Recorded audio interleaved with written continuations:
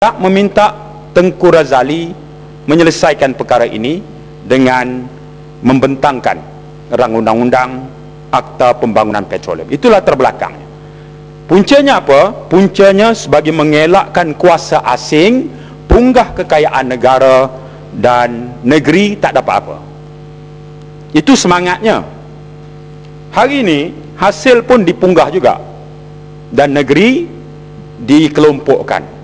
Kalau negeri Barisan Nasional, itu namanya royalty. Keluar saja daripada Barisan Nasional, itu namanya ihsan. Walaupun ejaannya sama, R-O-Y-A-L-T-I, kita kata royalty. Kita minta kerajaan pusat eja R-O-Y-A-L-T-I, bunyinya apa? Ihsan, dia kata. Sedangkan spellingnya sama. Akta ini menyebut dengan bahasa Inggerisnya must make payment, suatu yang memberikan konotasi compulsory, mesti bayar. Dia bukan ihsan. Ihsan ni atas budi bicara.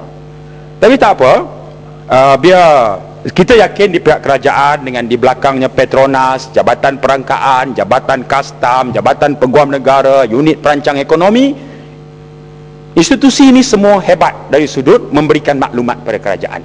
Biarlah Dewan ini menjadi pentas untuk kita berhujah mengenai duduk sebenar perkara ini. Bukan nak cari pemenangnya siapa, tetapi kalau kita akui itu merupakan ketetapan dalam perlembagaan dan undang-undang, biarlah kita hormatinya. Itu semangat yang kita nak bawa. Datuk Pengerusi, saya juga ingin menyentuh kepada perkara di bawah butiran B4, iaitu 010000 SPR, Suruhanjaya Pilihan Raya. Saya ingin bertanyakan pendirian kerajaan mengenai wujudnya daftar pemilih yang bertindih atau pendaftaran berganda. Di bahagian Pinang baru ini ada lebih daripada 235 pemilih, ada dalam daftar pos, ada juga dalam daftar pengundi biasa. Bila Pakatan Rakyat jumpa SPR di Putrajaya, SPR kata jangan rusing, pilihan raya berlangsung di bahagian Pinang, bukannya di Kedah ataupun di Terengganu. Kalau nama bertindih itu kita selesai kemudian. Baik, saya nak tanya apakah usaha yang dibuat pendirian kerajaan dalam menyelesaikan, menangani isu pendaftaran berganda yang sebenarnya bercanggah dengan Perlembagaan Persekutuan, ketetapan yang menyebut seorang rakyat Malaysia tak boleh mengundi lebih daripada sekali. Butiran 050700 ini di bawah Baitul Mal dan Pembangunan Sosioekonomi. Saya nak tanya tentang projek dengan yang menggunakan duit zakat Majlis Agama Islam Wilayah, Hospital Islam dan juga high-end residential area di Damansara. Apa jadi sebenarnya projek ini? Berapakah amount duit zakat yang telah digunakan? Apakah projek ini viable? Wang zakat untuk pembinaan hospital ini suatu yang sebenarnya menarik perhatian, yang perlu diberikan reaksi oleh kerajaan, kerana kita sedang mengikuti dekat isu guna duit zakat untuk buat projek perumahan di Damansara ni. Datuk Pengerusi, 020300 ASEAN Development Fund, dan yang kita nak tanya ialah ASEAN Development Fund ini dalam penelitian kita ditubuhkan oleh negara ASEAN dalam persidangan di Vientiane, Laos pada 26 Julai.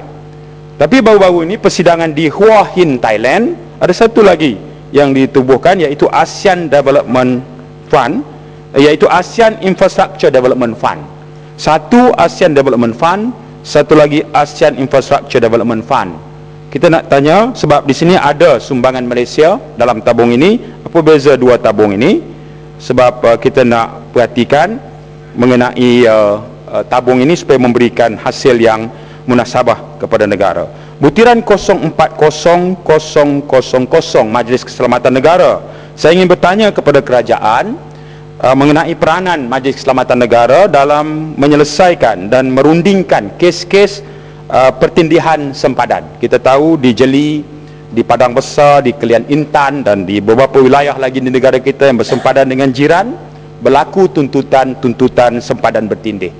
Kita nak tahu setakat mana Majlis Keselamatan Negara ini berperanan dalam melihat aspek ini bagi menentukan kepentingan negara tak terjejas seperti berlaku di Pulau Batu Putih. 10500 ni pusara negara. Mula-mula saya jadi ahli parlimen, saya membangkitkan persoalan mengenai pusara negara ni. Ini kubur untuk VVIP 500 unit, 250 untuk VVIP Muslim, 250 untuk VVIP non-Muslim. Lokasinya tak jauh daripada parlimen, dekat Tugu Negara. Kawasan hijau tapi nak buat kubur. Tak apalah. Ini tahun ini diperuntukkan lebih 4 juta.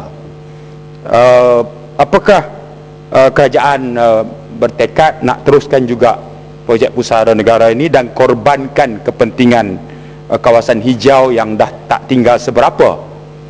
Dan rasionalnya sebenarnya bila kita tanya di peringkat Kementerian Wilayah jawab dulu tahun 2008, Menteri lama dia kata Kementerian Wilayah tak tahu hal. Ini dibuat oleh JPM yang putuskan. Kementerian Wilayah cuma uruskan dari segi tender dan pelaksanaan projek.